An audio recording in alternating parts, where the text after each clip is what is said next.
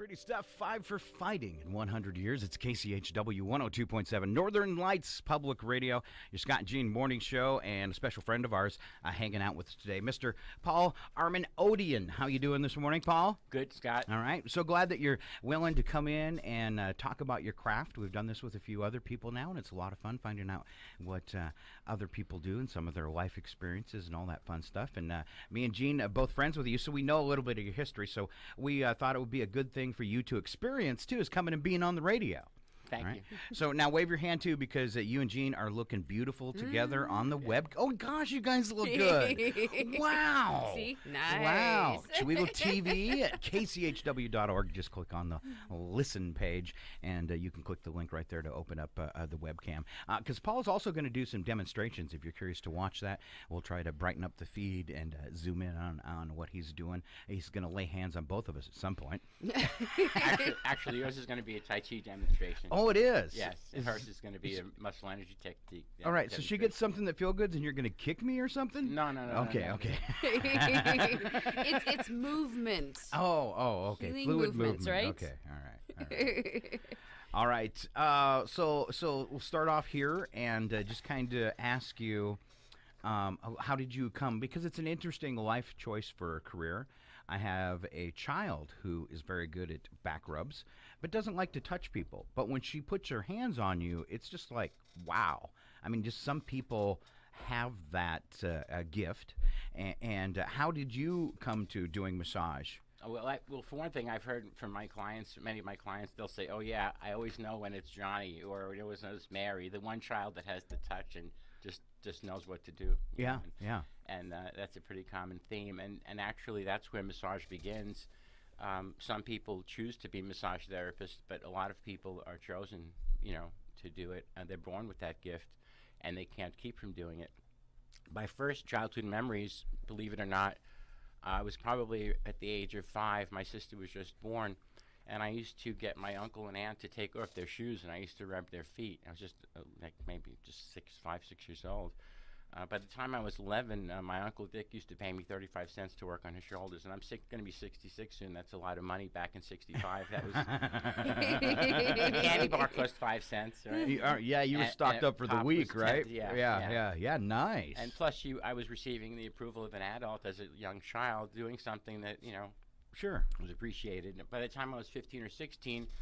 I got fascinated with reflexology, and I've actually had minor miracles happen through working on people's feet, including I induced labor in a woman when I was only 22 years old at a home birth, and actually the placenta ended up coming out in pieces, and so it was pretty a serious deal, and if labor hadn't been induced, then they said that it would have been not good for either the baby. Yes, it was actually stillborn at first, and then it came to life, and the placenta came out in pieces, and the midwife was very concerned. But the thing about it is that I had no license to do massage. I was in construction at the time, but it was so much a part of me that everyone went to sleep in the house. Everyone, one after the other, everyone was going to sleep. And finally, I was exhausted. I was in construction at the time, and I felt like, oh, my God, I got to go to bed. And as I'm walking past the woman, she's tapping her fingers like this on the table, and this feeling inside said, oh, my God, I can't leave her sitting there. I have to do something. So let me keep her company. So I said, I'll keep you company. I could sleep anytime, okay? Even her husband was asleep, midwife, everyone was asleep. Okay, so I said, well, I couldn't just sit there, right? So I said, well, give me your feet. Let me start working on your feet. So I worked on the one foot. Halfway through the second foot, she started to have labor pains. She said, wake everyone up. It's happening. We're going. Yeah, and then the baby came out stillborn blue. It was one of those silences that you just never forget, in your life. I was a blue baby. Oh, okay. Yeah, Well, I've heard all the explains a lot. stories from my family. It does. And they told my mom that it was going to be an issue. Oh, wow. Yeah. And every bit of feeling in their husband, and every bit of feeling from that midwife poured into me, and I was just like, oh my God, time stood still. And then all of a sudden, this energy came into the room. I felt like something pushed me against the wall, because I'd been in an explosion once before. I knew the feeling. And it actually was an energy that came in the room, and the baby turned pink, and wah, and it was just the most relieving moment, I think, of my life, to see that baby come to life. But the point is that I didn't study how to induce labor or anything like that. I just did what was natural to me. What felt like was the right thing to do for that and given so when situation. you ask where it began, it's like it's got to be natural, and it's got to come from you. It's unique to who you are, really. And if no one has ever done reflexology, I don't know a lot about this stuff, but I was a very ill child, and my mom and dad went to great lengths, including nefarious scientific experiments in Canada, trying to make me better. And one of the things she did was learn reflexology. And I can remember all the times. From the time I was born till I was 10, I'd been in the hospital 42 times. Wow.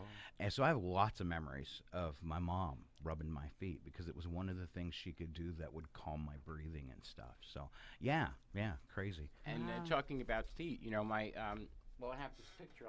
I can. All right, so Jean's going to hold it up if you're on the web camera here, and let me switch things around here. Keep it up, twist it a little toward me, Jean. And I got the wrong one here, and I am going to zoom in on it a little bit there so they can see it well. All right, it is pretty big. Go ahead and now this tell us photo what was taken around 1917, and it was before the massacres happened. The Armenians were massacred by the Turks. My whole family basically was massacred. But basically, that woman there was the healer of her village, and that woman was my grandmother who survived the massacres. Okay. And I grew up with that woman. And 11-year-old girls are pretty savvy. They watch, they learn, and she's watching her grandmother do the things she did. So I grew up with a lot of touch. My grandmother would touch my feet. If we were ill, she'd come in, and if we were hot, she'd bring our temperature down by touching our feet. So it was very natural for me growing up with touch. By the time I was 19, I got my first book on massage. Like any other hobby, it's like, hey, I better get a book on this. So this is a hippie book. It's called a massage book. They still sell it anyway. And I bet you, can I just guess that you were a real hippie? Actually, I wasn't. I was pretty straight. He was in construction. Can you imagine being a hippie in construction? No. I can't even imagine him in construction, swinging a hammer. And so anyway, and that's not a bad thing. I'm just saying that does not seem like I think you were doing something. You saw, this is a way to make good money, no, right? I'll tell you what happened. Okay. What happened was I got my first book on massage. I was doing full body massages, but at that time it was an accepted modality of treatment. Either you were an Olympiad or a wealthy person, or an actor and actress, okay, or a boxer, okay. But the public wasn't really open as a modality of treatment to the public, okay? And so I went into construction, because when you have a gift, you don't think of it as, what am I, okay, I have a gift, but what am I going to do for a living, okay? I know how to cook, too, but I wasn't going to go be a chef, It's like being an artist, right? In a way, yeah. You're a musician, yeah. And so at that point, I went into construction, but a week didn't go by without me doing some massage on someone. I worked on my wife's pregnancies. I married twice.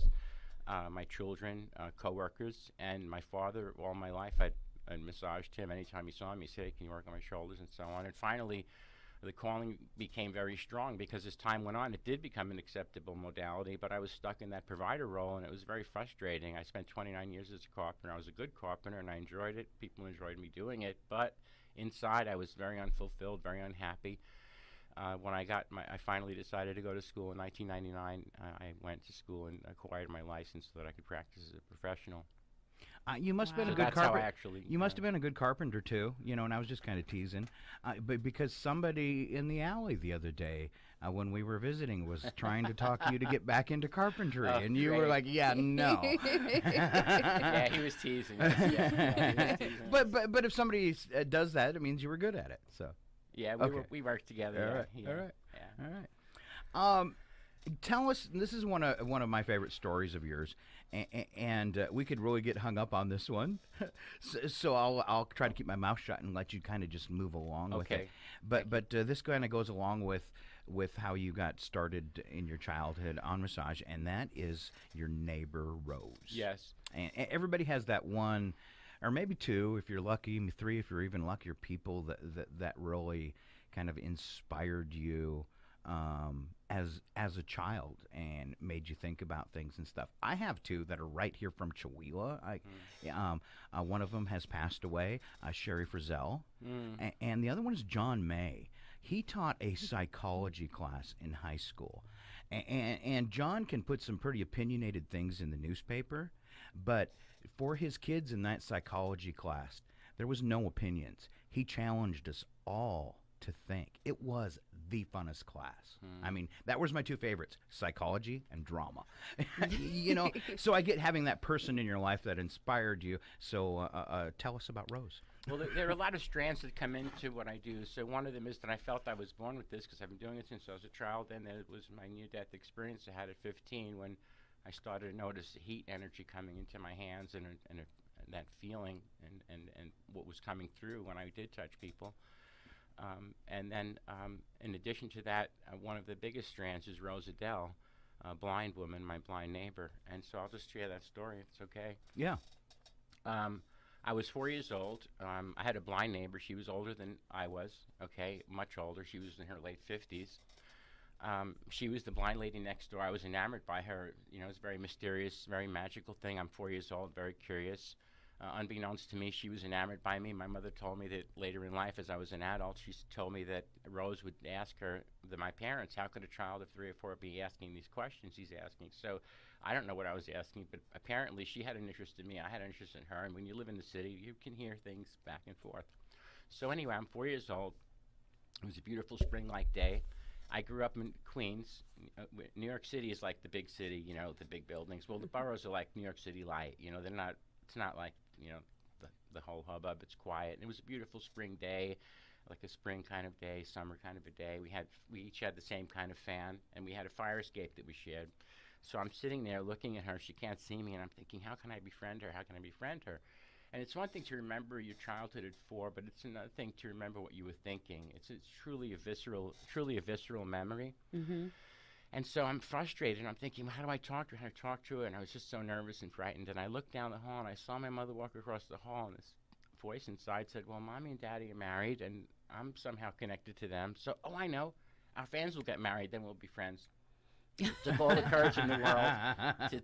You know, when you're a little kid and your voice cracks and you know.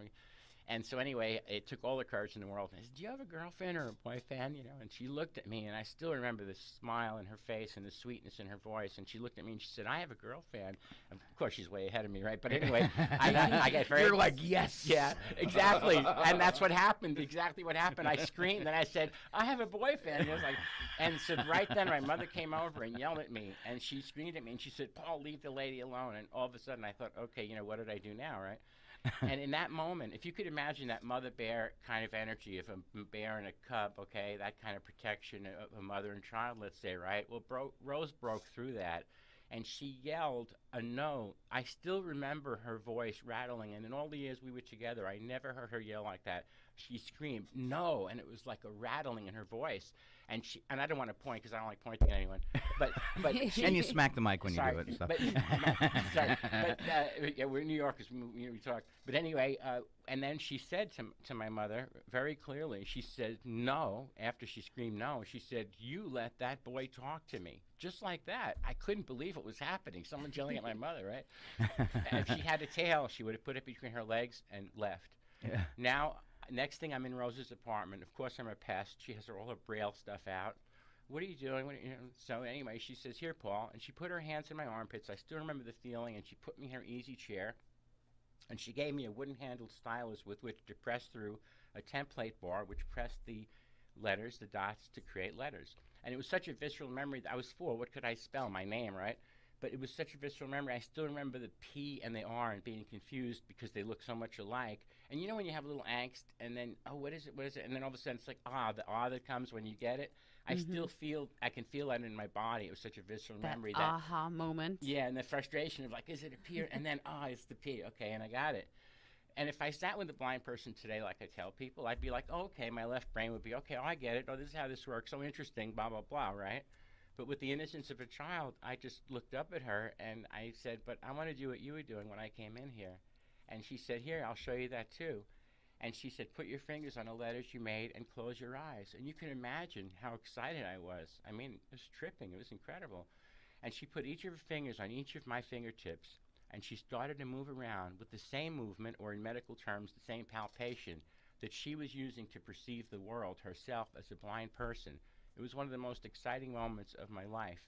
I felt this, because she brought, little boys, little boys, they're rough, right? Tough. Yeah. Rough-handed. Look at how I even hit the mic, right?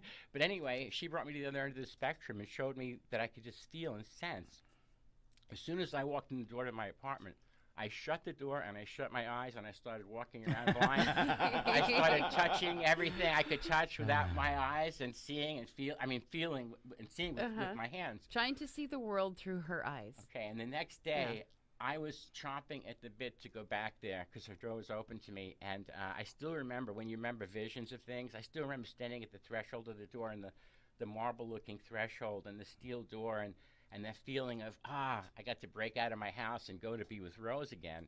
And by the third time, my little brain figured out, okay, Rose is blind, that's what she reads Braille, but our friendship was seeded, and we were like this. And from age 4 to 19, she was a 4 to 19. She was a friend, a mentor, and I used to take her for walks as she got older. I'm very empathic, so I picked up a lot of things, and sometimes from people's sadnesses and things, and sometimes I'd go to her and talk to her, and she'd always bring me to a level of enlightenment, of upliftment. She never bring me to blame or any of those things. She'd always bring me to a higher place, and it was just really sweet to have that relationship. And the beautiful serendipitous thing is that when I was 19, she said, Paul, I want to move from the apartment house. I said, well, why, Rose? You know, Mike brings you groceries, blah, blah, blah. I do this for you and so on. And she says, well, I'm getting older and I want to acclimate myself while I still can, considering that I'm blind. I said, well, Rose, you know, that makes a lot of sense. And we parted without a tear because it was a non-codependent relationship. There was nothing to be sorry for. It was just one of these God-given relationships. It was just, we got to be with each other. And the influence that it had in my life is beyond major.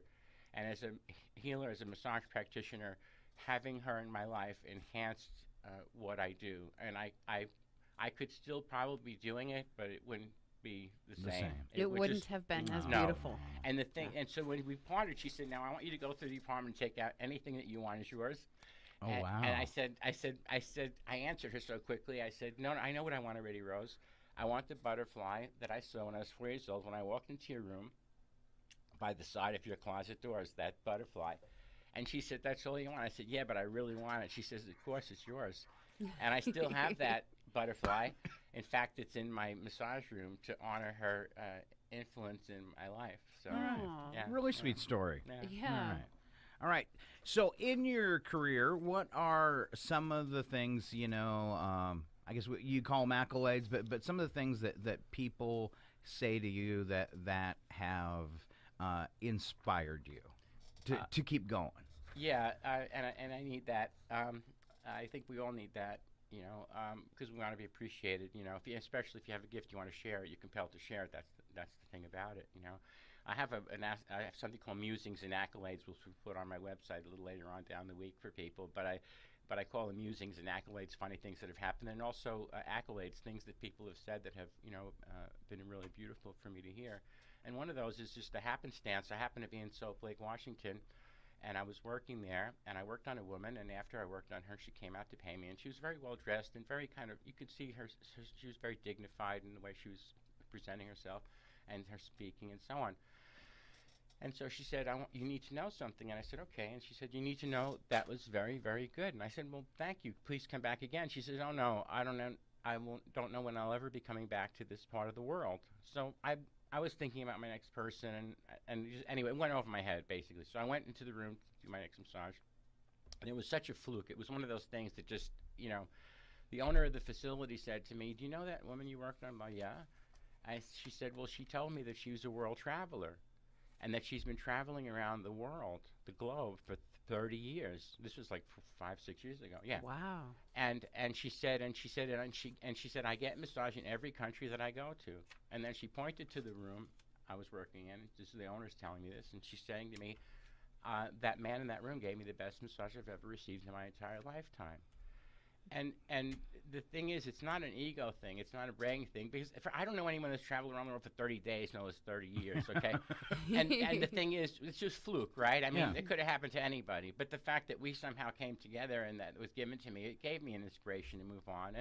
And I have one other thing I'll just share with you is that, you know, many years ago in 2002, I was kind of frustrated. It's a small town, right? And it's a lot of, you know, whatever. You've been here for a long time. Well, actually, since 1992 was when I first came. Yeah, I came to Washington sight unseen. I just knew that I needed to be here. So it's 26 years. I came through, 26 years, yeah. And so one day I called the publisher of the National Massage Magazine, which was located in Spokane, of all places. And they were in Hawaii and Seattle, but then they moved to Spokane to be with family. And I called Judy Calvert, the co-publisher of the Massage Magazine, and I said to her, I have a gift, and I just would like someone in the massage world to get a massage from me. I live in a really small town, and I'm getting frustrated. She said, come on down. So I went and worked on her. 2 weeks later, the phone rang. When are you coming back? I would just love to get another massage from you. And her and her husband basically were the massage industry, and it was really a beautiful to be appreciated by her. And to this day, we maintain a friendship. In fact, we were just visiting recently, and we're going to be visiting again. And so having her approval, and I'm not going to tell you the things she said to me, but it's just over the top. But I'll just say that it's really good for me as a person to have someone in the massage field that I can talk to and relate to, and that relates to me and honors me for the enthusiasm and for the work that I do. And so you know, she's had thousands and thousands of massages. She's been all over the world. You know, China. They've been with shaman in South America, masters in China. I mean, it's unreal the exposure they've had and what they've done in their time. They sold the magazine quite a while ago, but our friendship endures. Nice, nice. And it's good to know someone that understands your craft and appreciates what you do and all that kind of stuff too, right? I'm going to ask you to explain one of the things that I saw on your card, and then we're already kind of running behind. So let's let you do your thing with Gene. Okay, sure. And put that on and let people see that on the webcam. So on your card, along with your message, it says body work. What's the difference? Okay. There are many osteopathic techniques that are allowable in the scope of massage. These are powerful techniques. In chiropractics, they do adjustments. In these techniques, in some of the schools of osteopathy, we do what's called a correction, where we release the muscle that's causing the difficulty. Real quick, just to go to school for a second, muscles aren't like rubber bands. Most people think of them as these stretchy things that just go back and forth. But really what they are, they telescope, and that's how they shorten and lengthen, okay? So imagine a strand of spaghetti and then segment it end to end, and each segment is a motor unit. One is a flat U, and one is an arrow. So what happens is, it gets a nerve impulse, and it goes in like that. And when they all do that at once, they telescope and shorten, okay? Creating a contraction, okay? Shortening the muscle and hence moving. Okay, when they slip out, they extend. Well, what happens is some of our muscles are overly contracted, so they're stuck like that, and the ones that are on the extended side are the ones that are actually causing the pain. For instance, no one ever complains about the front of their neck hurting. It's always the back of the neck. Well, the front of your neck is very strong. Well, the back of the neck has to fight against that, so looking up, of course, is more difficult. And in the same with when people complain about the rhomboids and the trapezius muscle in between the shoulder blades here, okay? Everyone has some stress or some pain there, especially because it's the adrenal area. Anyway, what happens is the pectoral muscles are overly contracted, and these muscles are at their end of the line. So they lose their integrity, and now the spinal segments deviate, and then there's compression on the nerves, and you cause pain, and you go get adjusted, or you go get a massage, and it's like, okay. But the real issue is in the upper muscles here, in the pectoral muscles. And so in a way, we see a lot of symptomatic healing, whether it's massage, chiropractics, or whatever, because it's like, oh, PT or whatever. It's like, oh, where does it hurt? It hurts here. And it's like, what kind of healing? You just said well, PT or you physical said therapy. systematic healing? Is that what you said? No, symptomatic healing. Symptomatic in other healing. words, your neck hurts, right? Okay. Well, some of the muscles for your neck originate in the hip. So if I'm not looking at the real cause, if I'm not looking at everything from a full directional view, then I'm only focusing on person's pain. If I chase pain, you can only feel one pain in the body at any point in time. So if I'm chasing someone's pain, I'm not really serving them. I have to look at the picture and see why. And so oftentimes it's releasing the opposite muscle, and that happens with the low back, releasing the muscles that bring your knees up to your chest as you're sitting. They shorten, shorten, shorten. The back has to fight against that. Okay. When you release the front. So I'm going to demonstrate muscle energy technique now on Gene. Woohoo! I think somebody was. I think that's why our phone was going off. The camera got bumped. So give me here a second. So and nobody could see you. Yeah. So I think that's why somebody was saying, it's like, hey, we can't see you. Should idiots. I raise my mic up so it catches Paul better? I'm just gonna turn your guys' mic up a lot, and give me a second here before you start, Paul. I'm gonna, because you're kind of in the dark there. I'm gonna brighten it up so people can see your hands. And we'll zoom in a little more there. That looks like a pretty good shot. Okay. All right. And there's no reason for people not to watch this if they're watching, and they can do this. You can do this at home. All right, and just kind of just for the people that are traveling in their car, just describe what you're doing real well. Okay. Okay. So basically, we're going to take the force out of the front of her muscles and bring them to the back. This is not rehearsed, and I have so much confidence in these techniques that I'm actually going to say ahead of time that I know she's going to have she's going to see a difference from this. Okay. And you'll see. Okay. So I want you to clasp your hands gently behind your neck. Behind my neck? Yeah. Okay. Like you can clasp them. That's it. Perfect. And you can straighten your head just a little bit. That's okay. That's good. Got to get my hair out of the way. And the headphones here. I'll take my headphones off. Oh, there you go. Okay. That'll make it easier. Okay. And straighten your head just a little bit. Okay. Okay. Okay. Now, what I'm doing is, and it's interesting because the osteopaths say that you should close your eyes when you're approaching these, what they call a pathological motion barrier. Okay. We're going to call it a glitch in the range. So in our range of motion, there are points of resistance that normally we just move through. Now, I'm going to ask you, Gene, not to use your voluntary muscles, okay?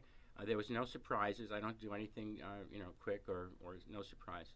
Okay. You look really vulnerable right now, Gene. Very gently. I'm just going to spread your arms out, okay? And there's the first point of resistance. Do you feel that? Mm-hmm. Okay, so we call that a pathological motion barrier. So we're going to stop there. And then we'll quantify the amount of effort, but I'm going to have you hold your breath, and then with a good third of your effort, we're going to have you pull your elbows together. So hold your breath and try to pull your elbows together. A little harder is good. Perfect. Okay, now breathe out and relax. Some people say 5 to 10 seconds. Some people say 6 to 8. And again, there's another point of resistance. Yours is you were right. You told me the other day in the store that they were really short and tight. Now again, hold the breath and press together. There you go. She's really enjoying this. And breathe out and relax. Okay. And you wait till the person's completely relaxed, so they're not using the voluntary muscles. That's the key. Because in life, we don't stop at every barrier, right? We just plow through them. Right. But I'm going to find them because that's where the trouble is. And again, hold the breath and press forward. Press together. And we can basically do this to any part of your body. And breathe out and relax. And it's an isometric contraction, which means static. So isotonic means you're moving through while you're contracting, but isometric means stand still. So you don't want to tug of war. You don't want to be fighting with your partner, whoever you're doing this with. And then again, hold the breath and try to pull your arms together. One more time. There you go. And breathe out and relax. And normally I wouldn't have her using as much pressure or power. And go ahead again. But I'm strong enough to equalize that and still maintain an isometric contraction. And the reason I'm letting her use more energy is I want to engage more fibers because I can see how tight she is. And this is my little chance to help her, so I want to get a little more oomph into it. And go ahead again. It's not like more is better, or, it's just that that little extra bit of fibers I'm getting now. And relax. Beautiful. Now I didn't want to pull it out any further. Now stand up and kind of spread your chicken wings. Go like that. How does he know that's what you call them? Right? Feel the difference? Yeah, I do. Okay, you're not saying that just because I'm here, right? No, I do it. Okay, all right. I Just feel making it. Sure. So anyway, when you talk about body work, there's an example of it. Okay.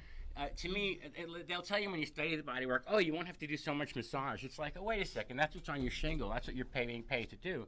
But when you do massage in conjunction with these techniques, you really get like if I had massaged her back first, and then after she's dressed, after the massage, she's sitting in a chair, and then I was going to do that to you, it would be like, whoa, because everything would have been, all the tissue would have been worked on. So anyway, that's one example of body work. There are also a lot of other schools of osteopathy that I practice in my practice. But anyway, that's one of them. So. All right. I'm sitting here going, oh my goodness, wow. You can tell it almost looks like you just woke up from a nap. Oh, and your face, yeah. Yeah, I'm just like. Of course, actually, she usually I could looks go like take a that. nap right now. It's like, wow. So that's got to be hard on you working on all these people with your own muscles, and then you got to go find a massage therapist that you like. Self-care is huge. They say the life expectancy of a massage practitioner is 3 to 5. Well, it's now they call them therapists. Sorry, they changed the name. But anyways, 3 to 5 years. It's actually we've decided it's less for some people. Oh, wow. So I saw, before we go on to the next part, and I didn't want to do it while you were telling your sweet story, but, I'm the practical joker and stuff, and when you were telling your story and you were talking about Braille, I saw the best Braille joke the other day, and I wanted to share it with you. Okay. So what do you think the most startling thing would ever be to read in Braille? Do not touch. Okay. Sorry. I'm weird. I saw that the other day and I giggled and giggled. So we are almost out of time. So we're gonna keep moving here. I've got a few questions. I'm gonna try to pick out what you think may be a good one. Is what would you call the best, I guess, massage in your opinion? Because there's a lot of therapists around to choose from. What constitutes a good massage in your mind? Okay. The most important aspect of a massage is being present, okay? It needs to be spontaneous, and people can't feel like you're working out of a script or a routine, okay? That's about the most important thing that I can say is for people to be present. I'll just really quickly tell you that I worked under a child psychologist once. We worked every week. She'd come in. It was when I was working in Soap Lake, and for a year and a half. She never said very much. After a year and a half, she said to me, I've had to leave my massage practitioners because the massages became so routine that I could almost tell you what they were going to do next. And it was really almost bothering her. She says, I don't know what it is, she says. She wanted to get her mind wrapped around it. She said, I don't know what it is, but every time I come here, it's different. There are some similarities, but every time it's different. And I just answered her very spontaneously, as I'm going to reiterate to you now. I said, that's because I work from present time. I don't work from a script. And I work in a state of trust because I just follow your body. I don't decide what I'm going to do. It's not a preconceived thing. It's a flow. It comes as it comes to me. As your body comes, I follow through. Some people work out of a fear base where it's okay, I know how to do this, I know how to do this, I know how to do this, so I'm going to do this and this and this. I'm not saying everyone does this, but I'm going to do this for you and you and you and you, and I hope it helped you. From my perspective, I become the variable, and as each person comes in, I shift to treat them. So when you talk about like therapeutic versus relaxation, both aspects should be there in the massage. It should be relaxing, and it should also be therapeutic. Yeah, now if someone comes in that just lost their husband or something, I'm not going to go doing muscle energy technique on them. Maybe we'll give them a more gentle massage. But even if someone comes in for therapy, then they should also feel relaxed. Okay, and one other thing that constitutes a good massage is that, some people just dive right in, I, and also Hippocrates, here 400 years before the time of Christ, I talk about it in my article that was published in the Huckleberry Press, the oldest profession. He talks about moving into the body slowly and moving out of the body slowly. So a person has an energy field. You have skin, okay? You have lymphatic, you have superficial tissue, and so on. And those are all doors that you move through, and you need like a permission almost to move through them because you have to. That's your job, is to work through them. Well, if someone's not comfortable, they're going to tighten up on you, right? Exactly, exactly. And so that no pain, no gain is just the most ridiculous thing. And so anyway, to me, it's a layering process, and then also you want to move out slowly so that you're working, and it should affect the parasympathetic nervous system. A massage should affect lymphatics. It should affect muscles themselves, circulation. All these should be addressed. And you have a list of things when you're done that you usually say, like drink a bunch of water, expect this, expect that, and it's because you're releasing all that stuff, right? Yes, well, every chemical reaction has byproducts, waste basically, and it's metabolic waste, right? And so the arterioles bring in nutrients into the cells, and then the venous system takes the junk out, and cleans it out. And so when you get a massage, it accelerates that process. That's why some people say, "Oh, he hurt me." Well, no, you weren't bruised or anything, but you had so much toxins built up in your system that maybe the next day you felt flu-like or you felt achy. But the next time you come in, usually it's smooth sailing and you get through that, because usually it's just if a person has never had body work, sometimes that'll occur the first time, and I do warn people of that. All right. I want to hit the point. We got about 5 minutes left and talk about something I know nothing about, is Tai Chi, and you're doing some Tai Chi classes, I believe, at the Aaron Huff Memorial Center. Is that right? Yes, I am, and they're going very, very well. Cool. Yeah. Cool. I'd love to hear that when somebody tries something new and it works out, because that's always a tough. Doing a class or some kind of training thing are they going to show up for it? That's It always the big exceeded question. my expectations, and it's been really exciting, actually. All right. So explain to us first, as briefly as you can, what is Tai Chi, and how did you get started in this as well? I think when it first started, I was 12 years old. I'll talk quick. I was about 12 years old. He normally doesn't talk this fast. He's just trying to fit in the stuff he's got in his head. And so when I was 12 years old, my friend David comes to school and he says, "Oh, there's these Chinese masters that can ward off 10 men with sticks with it's like, and all these things. It's like these mystical, it's like, oh my God, this whole fantasy is created in my head, right?" And visions of Bruce Lee movies, right? Yeah, like that kind of thing. We didn't even have Bruce Lee movies then. This was just the idea of a Chinese version. I mean, I didn't even know what martial art was, And like most martial arts, you get beat up really bad, and then you decide you need to learn how to fight. Is what happened to me. So anyway, later in life, I studied the martial arts, but it always stuck in my head that there was this thing called Tai Chi. Okay. So what happened was, in the beginning of my practice, I had a lot of neck issues from an injury I had when I was 16, and all the construction that I did. And it was the end of the day. I did a couple of massages. It was the very beginning of my practice, and I was in so much pain. I remember sitting at the end of the table, and I was too sad to cry. And I said, "Oh my God, here I am. I finally am following my calling, and my body's too beat up to do it." It was one of those moments. And I had this book because I decided, okay, I couldn't work out on a heavy bag anymore or any of that stuff, being a massage practitioner, So I got a book on Tai Chi, and it was just sitting there. Well, this voice inside said, "Well, why don't you do the exercises?" So I did an exercise, stepped back, read, "Oh, what do I do?" And it took a while. 2 hours later, all my neck pain went away. And it was excruciating pain, okay? It didn't subside. It went away completely. I said, "Oh, my God." Well, the next day, the pain started increasing. I did the exercise again, this time within a half hour, okay? I never stopped doing these exercises, and I put them together into a class called Body Calm. What the Tai Chi came up was my acupuncture friend in Spokane, Dr. Lou. He and I trade together, acupuncture for massage, and he told me about a master that came to China. It's a 200-year lineage. My master's master is renowned in China as one of the Tai Chi masters. I've been studying with Steve for almost 9 years now, with a small break in between, and he considers me an advanced student. And I'm very honored that with his permission, and I take it very seriously, with his permission, I've been given permission to teach. He gave me permission to teach some of the Tai Chi. And so what I did was I put a class called Body Calm together. So any person could come.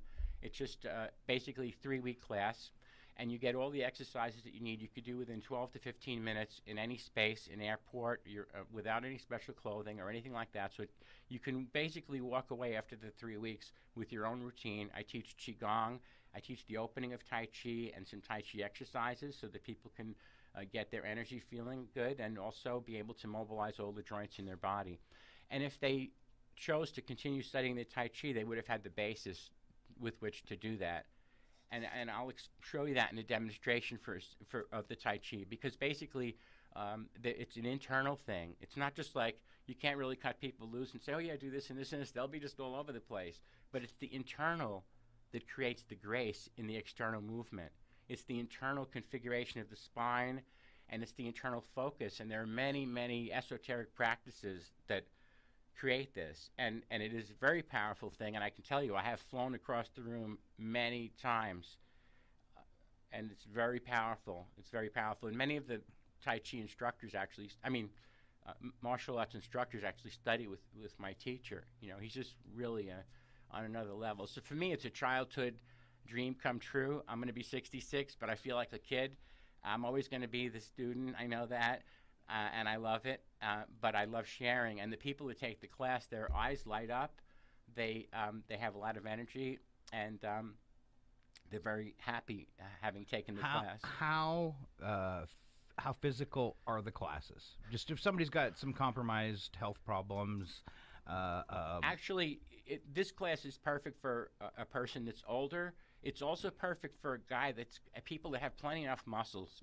They need flexibility. They need muscles to work for them without pain. They need range of motion. They don't how many guys do you know that say, "Oh, I wish I could be stronger because I'd like to be able to lift that." No, they usually have enough strength to lift all the things they need to lift. If you ask any guy, he's like, and I'm not picking on this guys, but the thing is, it's really looseness and the ability to function that they're looking for. Range of motion, strength in the motion, strength in the range, and so on, not more muscle. And so this class helps you to come into a place of relaxation. You can do this like 12 minutes. You can be done with this before you start your day, before you go out into the world. It's a way to just get your body working right, you know. And that's kind of what the body calm class is about. Yeah, but it's been fun. All right. Fun, yeah. So now, how would, if somebody was interested in that class or massages, what's the easiest way to get a hold of you? Easiest way to get a hold, and the best way is my cell phone, which is, should I give that phone number? Yes. It's 509-690-7403. One more time. 509-690-7403. 7403. Yeah. I have never heard you talk so fast, so I want to point that out. That he said he was nervous when he came in today, and he just had a lot of stuff in his head that we had talked about to share, and he's trying to get it all out. If you get a massage from Paul, he is very mellow. Yeah. And he will not talk to you that fast. He's been putting an amazing amount of information. Yes, Yeah. yes. There was a few times I almost wanted, you're on such a roll, I didn't want to stop you. I was going to say, just slow down a hair. But I'm using, but it's good. But I wanted to point that out, that you don't talk that fast when you're giving a massage. It's a very relaxing experience. And what's funny is when you stood up and you started working on Gene, you totally changed too.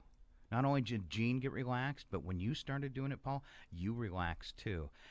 And your I don't know if you noticed it, but your nervousness about being on the radio went away while you were working on her. I mean, you totally got into the moment, both of you. So that's cool, and that was cool to watch, and it was cool to have on the webcam. I can't wait to go to work on Mondays. I swear to you, and I love what I do. And what it gives me, I can't explain it, but I get the energy that they get. I don't get the massage. I wish I could, but I get the good feeling, and it's I'm addicted to it, and I wouldn't want to live without being able to touch people. It's just who I am. All right, very nice. So we got your phone number want out it- there. I want websites. Website is my full name. Paul Armen Odian, and it's ARMENODIAN.com. Okay. All right, and then you had another. A person you've talked to me about, Paul Bemer. Did you want to mention something there? The Beamer, actually, yeah, I don't have too much time to talk to people about this. So I prefer that people just went to this website. But I basically am offering Beamer sessions. It's vascular therapy, bioelectromagnetic energy regulation, and you can look on that website. If you want to give them that website, they can look at that and see. And if they want to do a treatment with me, I do treatments for $20. I block out a 30-minute slot, and I'll do a Beamer treatment on them. But I don't want to dilute from my practice in the Tai Chi, and sometimes people want to call and talk to me and ask too many questions, and it takes just too much time. Okay. So. And if you're interested in that therapy, you've heard it before. It's Paul. And say it again, Beamer. Am I pronouncing it? Yes, BEMER. BEMRgroup.com. So paul.beamergroup.com. And that's some interesting stuff, too, if people wanted to learn more about that. You were talking about a Tai Chi demonstration, but we're really short on time. I have to be somewhere else at 9 o'clock. So is this something that you can demonstrate a little bit on the webcam? Yeah. Can we do it? Do you have to describe it? No, we could it takes about 30 seconds. I could show you. Okay. Well, let's. Why don't you come stand behind me right there behind that file cabinet? Okay. And we're gonna. Should I take my earphones off? Yes. Yeah. They won't go that far. And I'll switch the camera around, and we're going to have a little demonstration of Tai Chi for those watching the webcam. And we're going to can you do this with music in the background? Sure. All right. So we're going to roll out the tunes. One more time, we want to thank Paul for being in today. We really appreciate it. His website, paularmenodian.com, and that's ARMENODIAN. He's also on Facebook if you want to Google him there. It's Red Mountain Marble Massage. He's got a Facebook page there as well if you want to get in touch with him. Paul, thank you so much for coming in today. Thank you, Scott. All right. Thank you, Gene. All right. And I'm going to roll him some applause, and we're going to roll some music. And for those of you, right now he's on fire, so we probably should switch that webcam view. Come directly behind me right here, Paul. Okay. All right. And over that way a little bit and back up. Oh, go the other way. Sorry. It's reversed because it's a camera. All right, there, and we're going to brighten you up, and you can see Paul demonstrating some Tai Chi as we roll out of this with Lovely the Band and Broken. I'm Scott. I'm Jean. And it's the one and only Northern Lights Public Radio, KCHW 102.7.